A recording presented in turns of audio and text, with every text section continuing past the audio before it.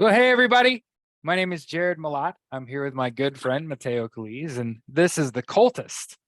And this is season 2. This is episode 11. And we're going to call this the Welcome Yeah. Bruce and Obi to the Pacers episode.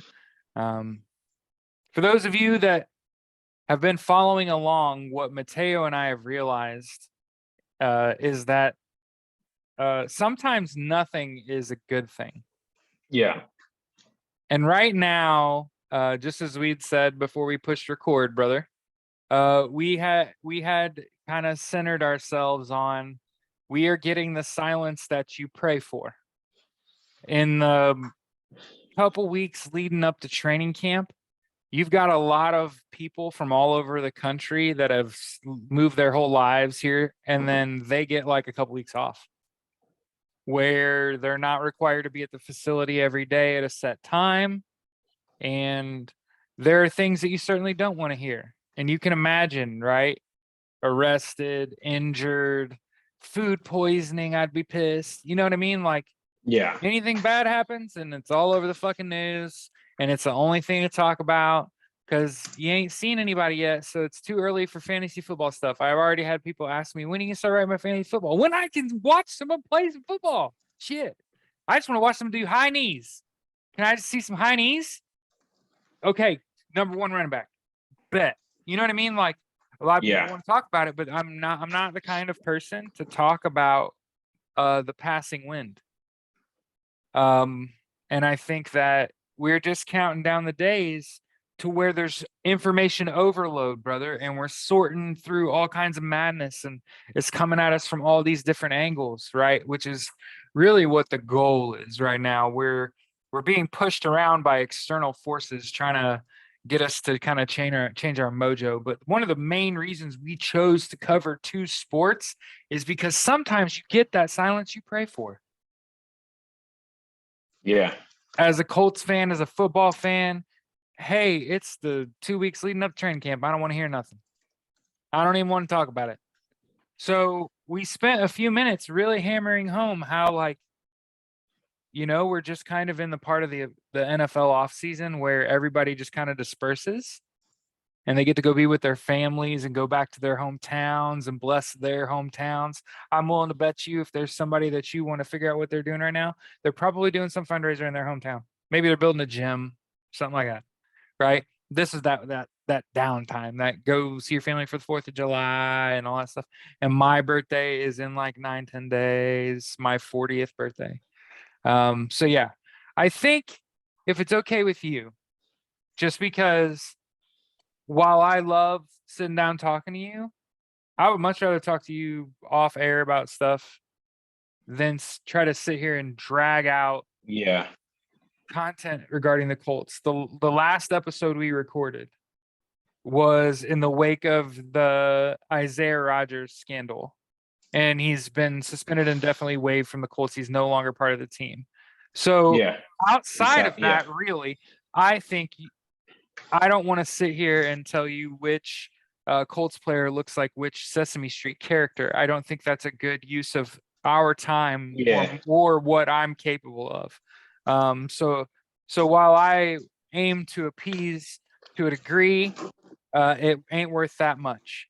And if it's okay with you, I would much rather talk about the Pacers. Yeah, where we have, the Indiana Pacers to talk about, because not only did they smash the draft, so they had a great draft, they've also had a little bit of in free agency, signed Bruce Brown and Obi Toppin, addressing a couple things in my eyes, and also got rid of Duarte for 2 second-round picks. I almost forgot to slip that in there. So they've done a little change into the guard. Duarte failed to fit in. Wasn't finding good numbers. And that's because it just wasn't a good fit. Pacers hit on some players that kind of unsuspectedly, you know what I mean?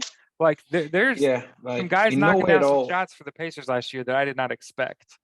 Yeah, in no way at all do I believe that, Duarte is a bad NBA player. I think he could find some success and some rotational success with the Kings. It's just that the fit here, with the amount of guards that we have and what we are running, it just, it didn't make too much sense. And I believe it was like they traded Duarte for 2 second-round picks, and then they traded 2 second-round picks for Obi Toppin.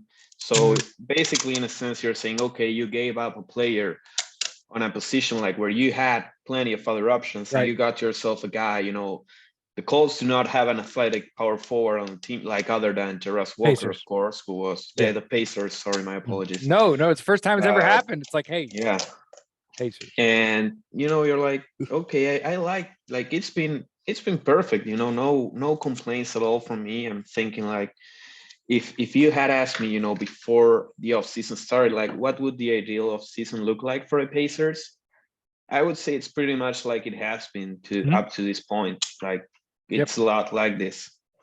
I mean, realistically, of course. I mean, I think that leadership, especially leadership that has is not only a veteran presence for your basketball team, but is also just come off a championship run and is still in like the good part of his career.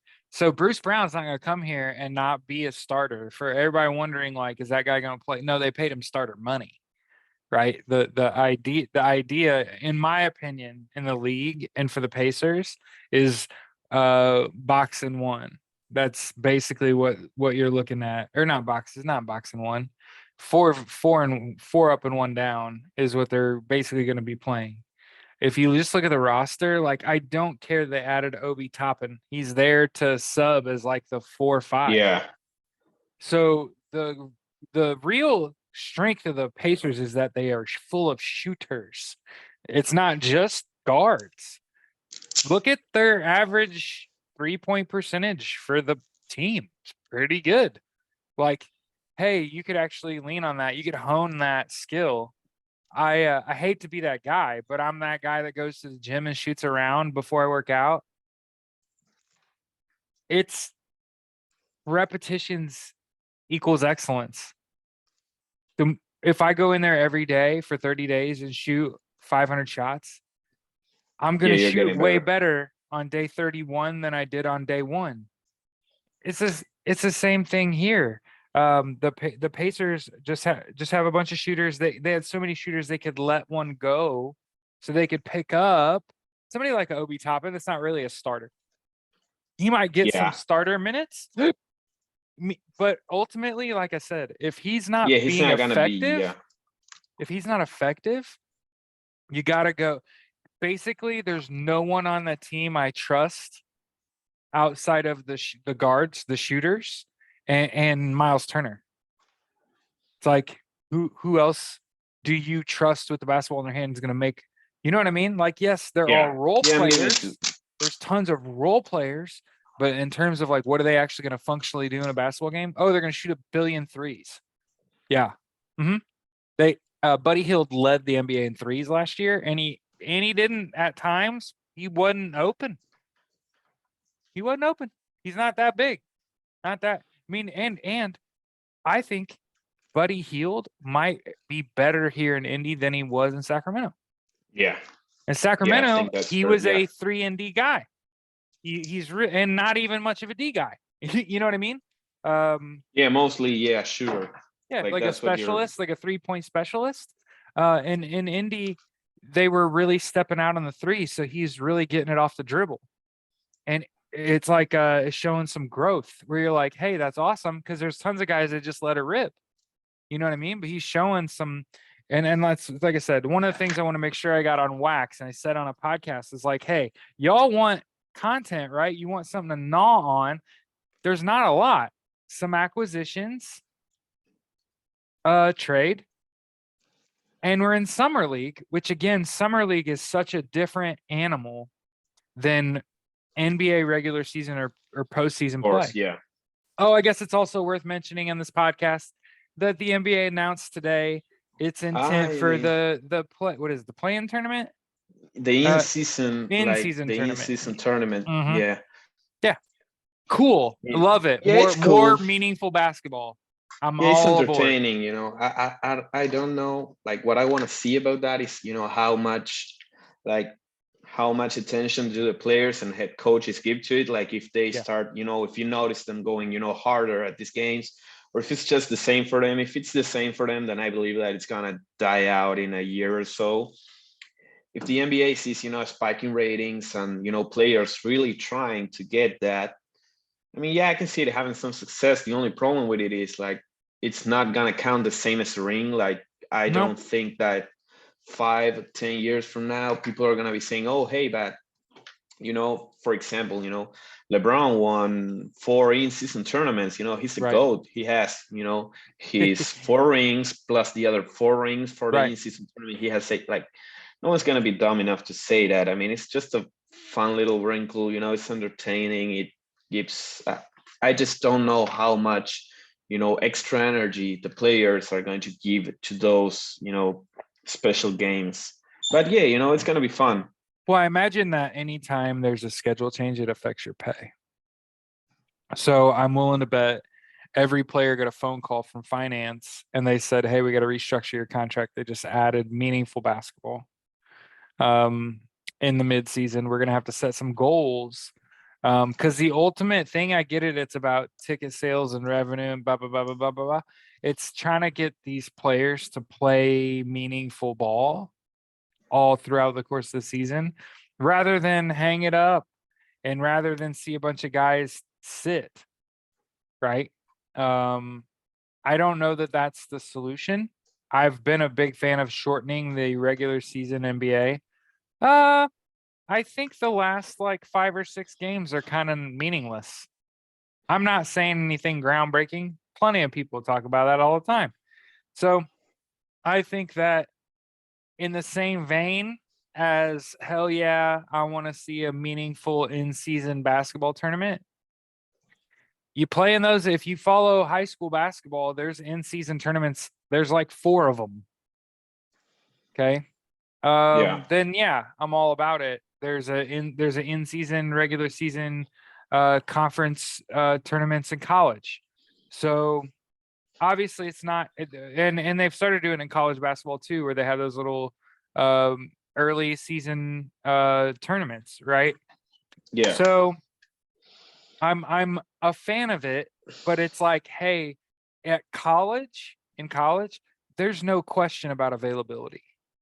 The kids that go and play Division 1 sports, particularly basketball, oh, they're available, baby. They want to play. In the NBA, it's not that way. The problem is a lot of these contracts, it doesn't say you don't get paid if you don't play. Yeah. So you can miss a game, still get the same paycheck.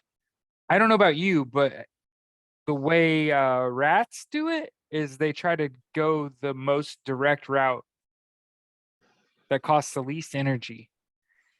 And humans are no different. Yeah.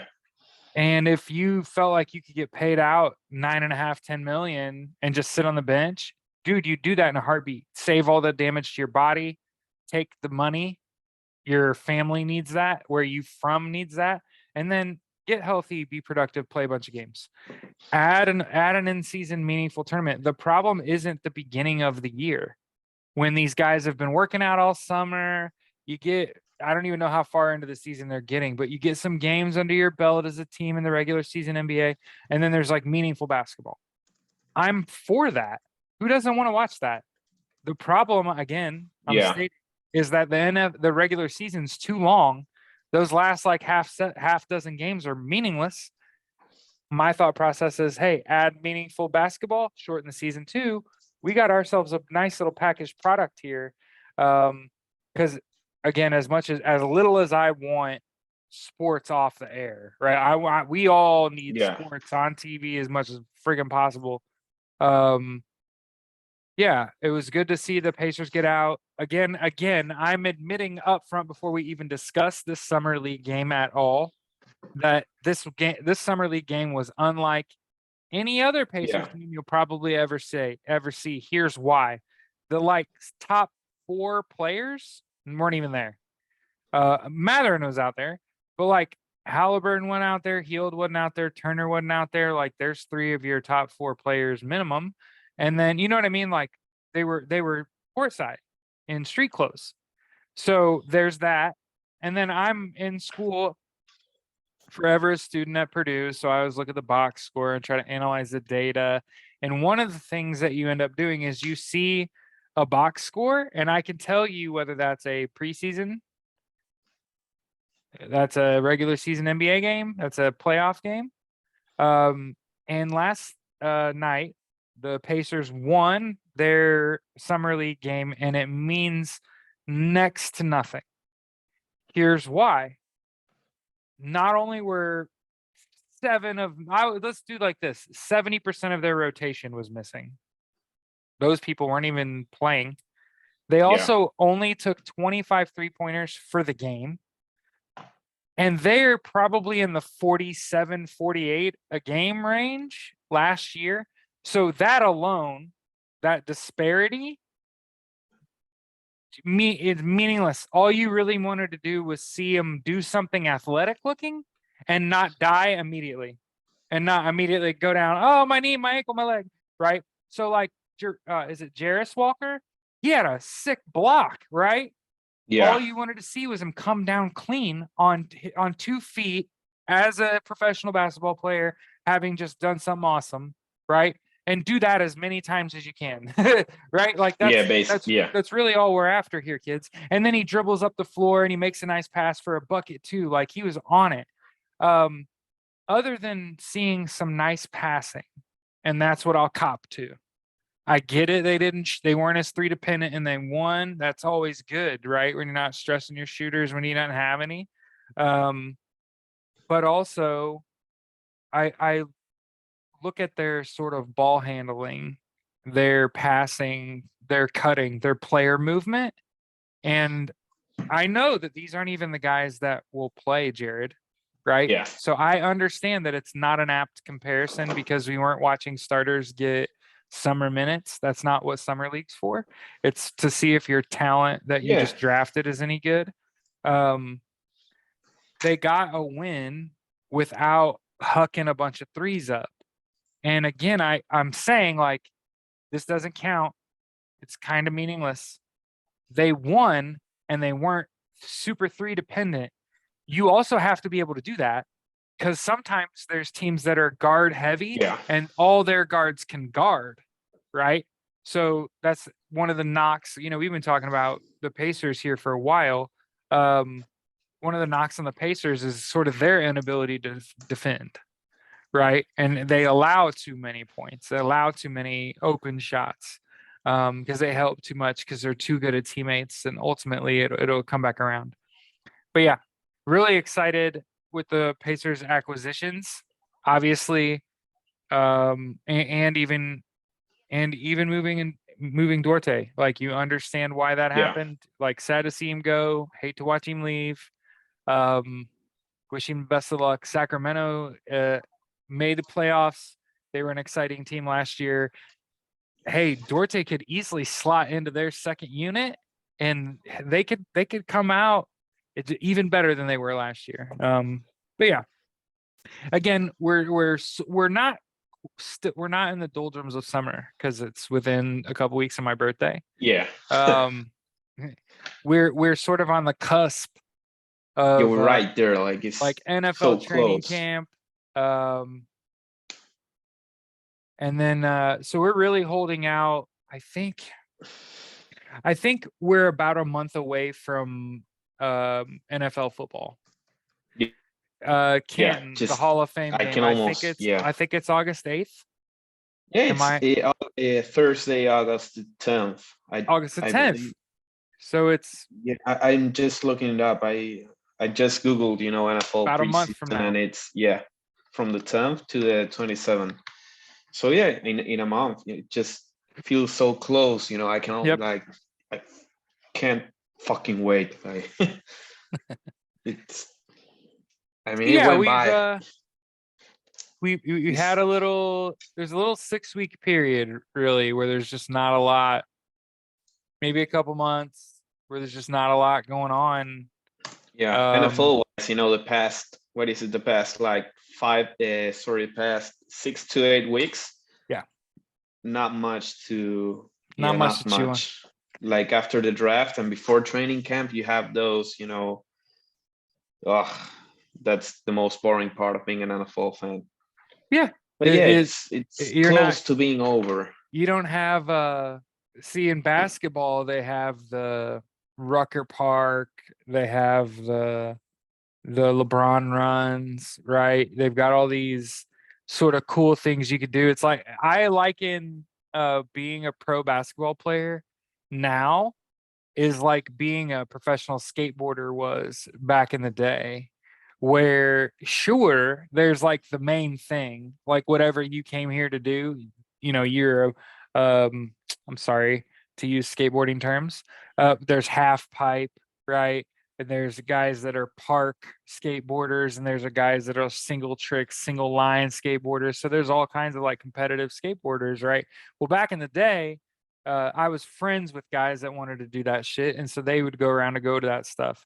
And that's kind of how the NBA is. It's got these little cool little basketball affiliated things that you could do. It kind of makes me think about NBA 2K. NBA 2K has actually got it exactly Yeah. right on, where you really will be, a kid from Chicago, get drafted, go back home to see family, get a phone call, meet another NBA vet at the local park and shoot around. Like those things actually happen in real life.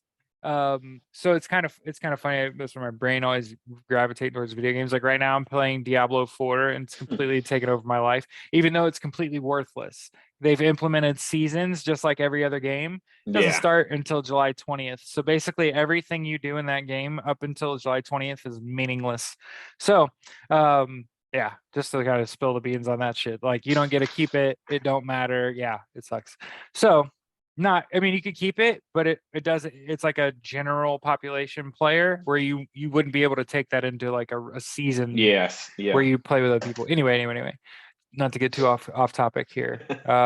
I get it. It's hard when there's just not that much meat on this bone, right? We're on the cusp of information overload, of nonstop 24/7. Oh my God, get it over with, kill me. Let's just play football already. It's coming. That content's coming. That time of year is nigh, and that's a couple weeks for us. So if you really think about right now, it's July 9th. Normally we record on Thursdays. It was a holiday week for us. We didn't get Yeah. together. We're getting together now. But the cold reality is in a couple weeks, we'll be in training camp. We'll have Yeah. seen Finally. this much. We'll have seen this much. And we'll have so much more to talk about. But I think on the one hand, we are doing what we love, right? So just sitting, having somebody else to have a conversation with about the Colts and Pacers, right? That's fulfilling enough. But it sometimes feels fake or unfulfilling when you're doing it because you're obligated to. Yeah. And so I always want to make sure that my desire to do this always outweighs the obligation to do it.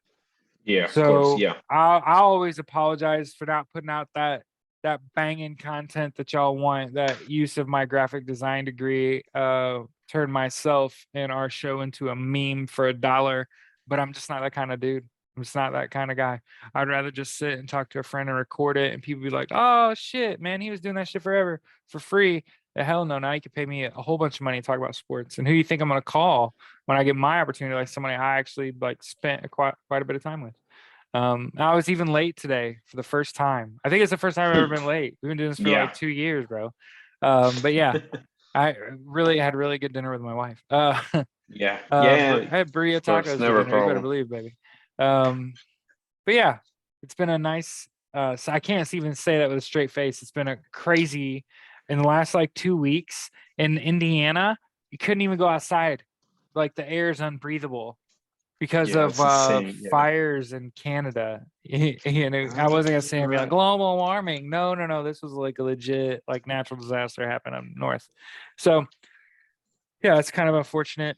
I don't know what's more unfortunate, my air being unbreathable or somebody else's shit being on fire, but you get what I'm saying. Like, Yeah, it's it been one makes of them. sense. Yeah. It's been one of them summers where you just like get it over with, right? Um, get us back to our regularly scheduled school shooting. Um, I can't believe I said that out loud. It's funny though. It's Yeah. true. It's like It is it funny. It's just yeah. sucks. It's just the world we live in. And I mean, that's part of the reason I want to get back and get into coaching is to try to convince every person I run into, you have to train every day like the other guy's trying to kill you. Yeah. Not Got it. for the obvious reasons, like we just brought up school shootings and shit, not for the obvious reasons, because it's a good way to motivate yourself. The other guy, the opponent, would do anything to beat you. And if you know that, and including cheating, how hard would you work to beat that guy? Right? Yeah. The other guy's planning to kill you and he would cheat to win. Fuck you. I'm killing that person. We're not, it's never close. I'm outworking you. Right? That's got to be your attitude. It can't just be like, Yeah. we're just going to let it run us over. No. We're going to fight. Right? We're going to train until we can fight and then train until we can win. Right? That's how we do that. Right? Okay. I just want to make sure. So Yeah. that's why I want to Yeah. get into I'm here coaching with because I yeah. want to convince everyone like sports is the way, being an athlete is the way, like having a plan to keep sports in your life is the way, and hopefully you make it out and you make something of yourself, especially athletically, because I feel like athletes, because of their popularity, like especially with the NFL and the NBA, they're so fucking popular. These people that play in the NBA and the NFL are so powerful, and it's almost like they don't realize how powerful they are, right? And and this is at a perfect time when there's nothing going on for NFL players and NBA players to like make something really good happen, right? Because it's about to be nonstop. You know how it is. This is really the doldrums of summer, the really Yeah. quiet part of the summer. Yep. Yeah. Yep. And we know what's ahead of us, right? So hey, let's get back together in a couple weeks in the throes of training camp with some film to gnaw on. Yeah. Finally, wh- yes, I'm calm. Yeah. I might be there. You never know. You never know. So hey, let's get out of here. Let's call it. Yeah. Pacers are good, Colts are good, life is good. Hey, we'll see you in a couple weeks. Again, Yeah. this See has you in a couple been weeks. episode 11, season 2 of the Coltist. Have a great week, everybody.